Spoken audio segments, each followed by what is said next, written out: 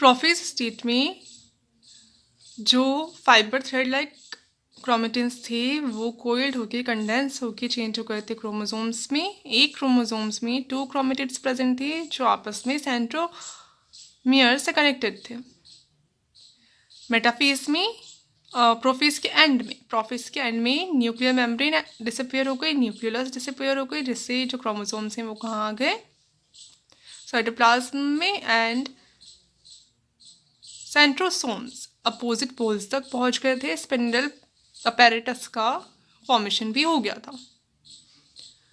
Metaphase में chromosomes metaphase plate बना लेते हैं, इक्वेटर पे आके अरेंज हो जाते हैं और एक क्रोमोसोम के एक क्रोमेटिड से एक पोल के सेंट्रोमियर से आया हुआ स्पिंडल फाइबर उसके दूसरे काइनेटोकोर प्रोटीन से दूसरे पोल के सेंट्रोसोम से आया हुआ स्पिंडल फाइबर अटैच हो जाता है।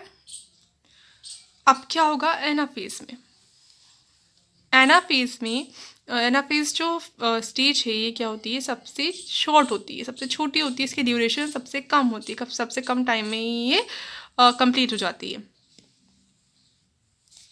इसमें स्पिंडल फाइबर्स जो किससे अटैच्ड हैं, काइनेटोकोर से अटैच्ड हैं, उनमें कंस्ट्रिक्शन होता है,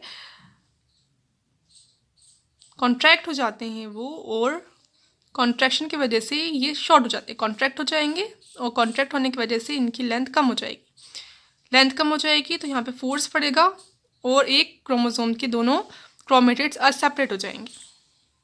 ये डायग्राम था मेटाफेज का। तो इसमें ये थे लंबे थे ये फाइबर्स, स्पिंडल फाइबर्स। अब ये जो स्पिंडल फाइबर्स जो किससे अटैच्ड हैं, काइनेटोकोर से अटैच्ड हैं, इनमें कॉन्ट्रैक्शन होगा, कॉन्ट्रैक्ट हुआ तो ये छोटे हो गए, छोटे होंगे तो प्रेशर पड़ेगा ऊपर से भी और इस नीचे वाले पोल से भी, जिसकी वजह से ये दोनों क्रोमेटिड्स हैं वो अलग हो जाएंगे। काइनेटोकोर से अटैच्ड है तो काइनेटोकोर इस तरफ खींचेंगे जिससे सेंट्रोमियर के 2 पार्ट हो जाएंगे और दोनों क्रोमेटिड अलग अलग हो जाएंगे। ठीक है, तो 4 क्रोमोसोम्स थे, चारों के चारों जो क्रोमोसोम्स है इनकी क्रोमेटिड्स अलग अलग हो जाएंगे। एक क्रोमेटिड एक क्रोमोसोम का एक पोल पे चला जाएगा और दूसरा वाला दूसरे पोल की साइड जाने लगेगा। तो ये क्रोमोसोम्स थे, 4 क्रोमोसोम्स थे, 2 पेयर्स थे, एक पेयर था, ये दूसरा पेयर था। अब ये अलग अलग हो गए, एक क्रोमेटिड इधर चला गया, इसका एक क्रोमेटिड नीचे चला गया, इसका भी ऐसे एक ऊपर एक नीचे जाने लगेगा। अब इसको क्या कहेंगे, एक क्रोमोसोम। पहले तो पूरे पेयर को क्या कहते हैं, 2 क्रोमेटिड्स के सिस्टर क्रोमेटिड्स के पेयर को क्या कहते हैं, एक क्रोमोसोम। इससे कह रहे थे एक क्रोमोसोम। अब ये सेपरेट हो गया बीच में से, कैसा हो गया, ऐसा। सेंट्रोमियर हाफ हो गया, एक काइनेटोकोर एक में चला गया, दूसरा एक में चला गया, एक क्रोमेटिड एक में आ गया, दूसरा एक में आ गया। अब इसको ही क्या कह देंगे अपन, क्रोमोसोम कह देंगे। अब क्रोमेटिड नहीं कहेंगे, अब क्या कह देंगे, इन्हीं ही क्रोमोसोम कह देंगे। तो क्रोमोसोम नंबर सेम रहा। कितने थे स्टार्टिंग में क्रोमोसोम, 4 क्रोमोसोम्स थे। अभी भी एक साइड एक पोल पर कितने हैं, 4 हैं, और दूसरे पोल पर कितने हैं, 4 हैं। अब इनमें और कॉन्ट्रैक्शन होगा स्पिंडल फाइबर्स में, तो ये मूव करने लग जाएंगे क्रोमोसोम्स अपने अपने पोल्स की तरफ, ये 4 ऊपर की तरफ, ये 4 नीचे की तरफ।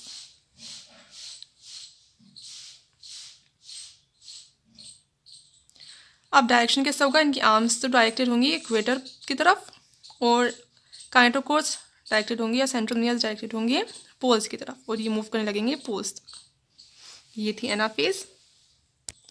टीलोफेज में क्या होगा, ये फाइनल स्टेज है एमफेज की, माइटोसिस की फाइनल स्टेज है।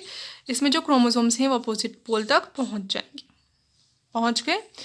अब दोबारा इनका क्या होगा, अनकॉइलिंग होगी, कंडेंस हो गए थे, कॉइल हो गए थे, अब दोबारा से कॉइल्स जो हैं वो खुल जाएंगे। तो ऐसे ही अर्ली स्टेज में ऐसे दिखेंगे, फिर थोड़ी देर बाद कॉइल्स जो हैं वो भी खुल जाएंगे। तो अपन इनको कैसे ड्रॉ कर सकते हैं, थ्रेड लाइक भी ड्रॉ कर सकते हैं ऐसे, ठीक है ना। न्यूक्लियर मेम्ब्रेन रीअपेयर हो जाएगी, दोबारा बन जाएगी दोनों तरफ, एक पोल पर जो 4 क्रोमोसोम्स हैं उनकी चारों तरफ बन जाएगी और दूसरे पोल पर जो 4 क्रोमोसोम्स हैं उनकी चारों तरफ बन जाएगी। न्यूक्लियोलस रीअपेयर हो जाएंगी, ये दोनों भी न्यूक्लियोलस भी बन गए।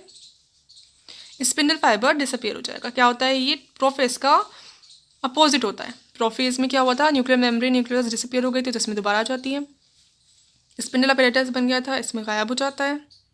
तो और कंडेंसेशन हुआ तो इसमें कंडेंसेशन नहीं होता, अनकॉइलिंग हो जाती है दोबारा, तो अपोजिट होती है।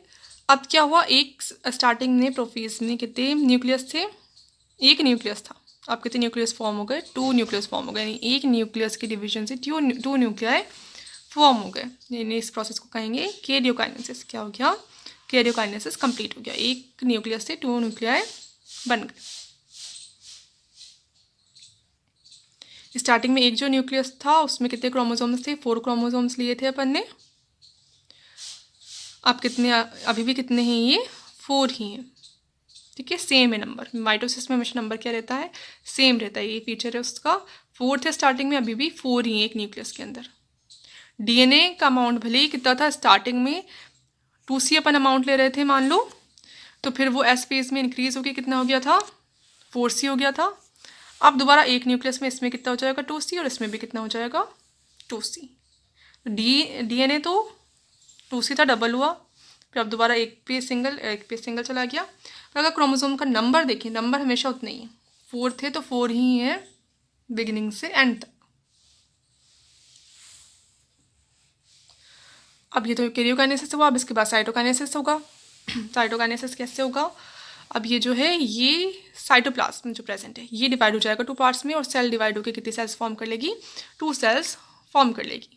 अब ये जो प्रोसेस है ये एनिमल्स में अलग तरह से होता है, प्लांट्स में अलग तरह से होता है। अब पहले एनिमल का देखें, तो अपने सेल ड्रॉ करी थी, ऐसे ड्रॉ करी थी सेल को, ये न्यूक्लिया ऐसे लिए थे। तो ये जो डायग्राम है इसको भी कैसे ड्रॉ करोगे, ऐसे ही ड्रॉ करना है। इसको कैसे ड्रॉ करोगे, ऐसे, ऐसे लिया ना अपन ये वाला भी, ऐसे ड्रॉ करना है इसको, ठीक है, ये दोनों पोल्स पर Nucleya.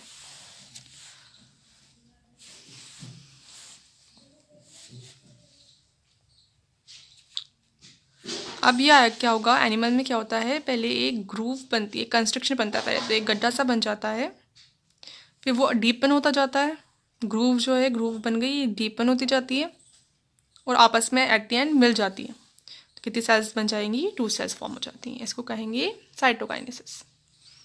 At the end mitosis की कितनी सेल्स फॉर्म हुई, 2 सेल्स फॉर्म हुई, सिंगल सेल से 2 सेल्स फॉर्म हुई, और नंबर ऑफ क्रोमोसोम सेम रहा।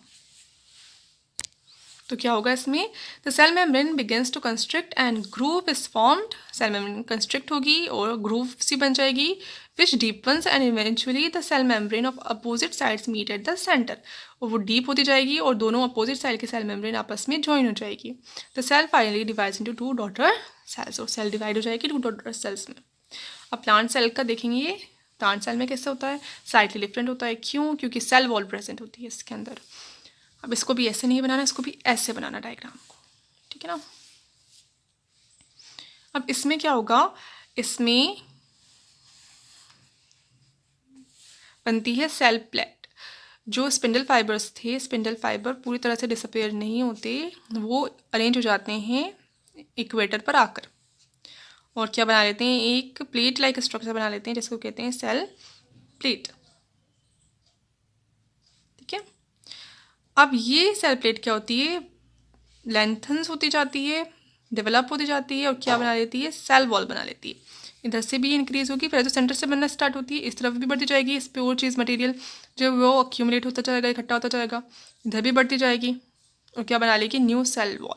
और दो जो न्यूली सिंथेसाइज सेल के बीच की वॉल होती है उसको क्या कहते हैं, मीडिया लैमिला।